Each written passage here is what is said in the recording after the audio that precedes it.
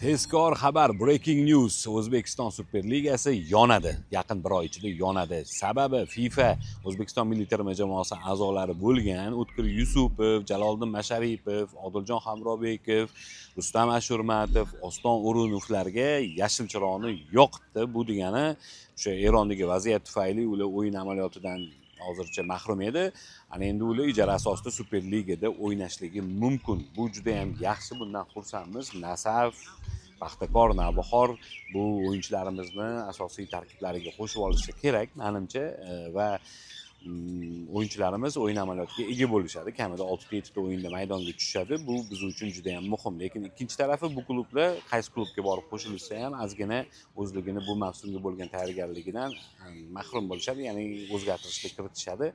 Nima bo'lganda ham baribir asosiy terma jamoamiz uchun yaxshilikka xizmat qiladi. Xo'sh, sizlar nima deb o'ylaysizlar? Qaysi futbolchi qaysi jamoaga qo'shiladi?